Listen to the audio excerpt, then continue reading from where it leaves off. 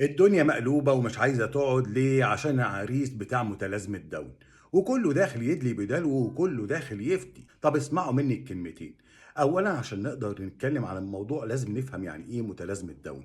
متلازمة داون هي مبدئيا مش مرض، هو تغير أو طفرة جينية بتحصل عند بعض الناس. كلنا مخلوقين لنا صبغة جينية معينة من الكروموسومات ومكونين من 23 وحدة، كل واحدة فيهم زوجين، واي واكس، واحده من الزوج وواحده من الزوجه. اصحاب المتلازمه دي بيجي لهم خلل في الكروموسومات رقم 21، بيبقى ثلاثي الكروموسومات. يعني في الحاله دي بيحصل خلل في الصبغه الجينيه، بتؤدي للمظاهر الجسمانيه اللي احنا بنبقى شايفينها. لكن من الناحيه العقليه بقى اللي احنا جايين نتكلم فيها، هو مش بيبقى مجنون وما بيبقاش غبي كمان. بالمناسبه فيهم ناس بيبقوا اذكياء جدا، درجه ذكائهم ممكن توصل 70%.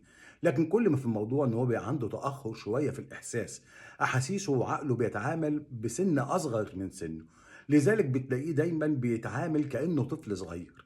نرجع بقى لموضوعنا. دخلت برضه عشان اشوف دار الافتاء بتقول ايه. قالوا ان هو حلال، بدل هو قادر يبقى عنده قوامة وقادر ان هو يتعامل عادي ومش مجنون وعارف ان هم ملايكة من عند الرحمن. لكن الطبيعي ان هم يعني يتجوزوا من اللي زيهم، وفي النهاية بيطلعوا اطفال ممكن يطلعوا اسوياء. وشفنا من امثله كتير اللي كان والده ووالدته من متلازمه داون وطلع هو ما عندوش اي تشوه جيني. لكن انه يتجوز واحده زي الاخت اللي معانا في الفرح، انا عن نفسي عندي اعتراض مش لشيء، لان هي دلوقتي واضح ان هي صغيره، وده بان في التسجيلات اللي عملوها معاها في البيت. واضح ان هي مثلا 15 16 سنه.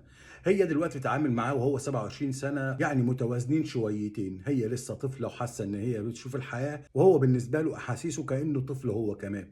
لكن كمان 5 سنين 10 سنين لما هي تكبر وتهم وتبقى فعلا ست بيت وأم، وتكبر ويبتدي النمو بتاع فكرها يتوازي مع عمرها، ساعتها هتلاقيه هو متأخر عنها. ساعتها السكينة اللي هتبقى سرقاها وهي فرحانة دلوقتي وبتسيب بيت أهلها ورايحة تتجوز، حبتين ممكن تبص له إيه ده؟ هو أنا إيه اللي عملته في نفسي ده؟ أنا اتجوزت عيل صغير ولا إيه؟ ساعتها ممكن يحصل مشاكل. عموما ده وجهة نظري، قولوا لي انتوا وجهة نظركم ايه. لكن ارجع لكم بقى في موضوع الافتاء الغريبه اللي بقت تطلع على السوشيال ميديا. كل الناس داخله تفتي من غير ما يبحثوا ولا يدوروا، يعني اللي نصب نفسه مفتي وقال لك ده حرام. انا لما دخلت وسالت في الافتاء، اهل الافتاء قالوا حلال. واللي قال لك اصل هي مغصوبه، البنت نفسها طلعت في الانترفيو اللي عملوه معاها وقالت انا كنت بس متضايقه علشان ما لحقتش اعمل السيشن بتاع الصور بتاعي. وتشتموه وتشتموا اهله وتشتموا البنت. يا جماعه الخير لو سمحتوا لما تيجوا تدخلوا تعلقوا على حاجه مش عاجباكم، لو انتوا ناويين تعلقوا وما تعدوهاش، ادخل واكتب تعليقك باحترام. ليه بندخل نشتمهم؟ ده غير البنت نفسها في اللقاءات قالت احنا مخطوبين بقالنا 8 شهور والعلاقة بينهم كويسة وحاسة معاه بالحب والحنان.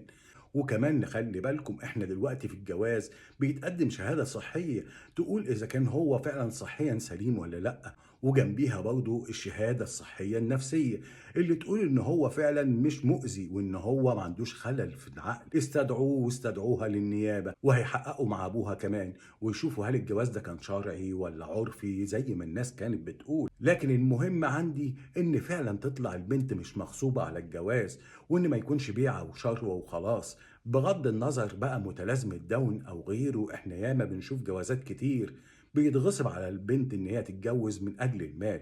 هو ده اللي نسميه سوء النخاسة الحديث، هو ده اللي مش عايزينه ينتشر بين المجتمعات. وربنا يلطف بيا وبيكم وبكل ولادنا ويحفظ كل أولادنا ونشوفهم دايما بصحة وخير، وما يحكمش على أي حد إنه يغصب بنته على جوازة أو على إن هي تعمل حاجة غصبا عنها. السلام عليكم، تتمسوا بالعافية.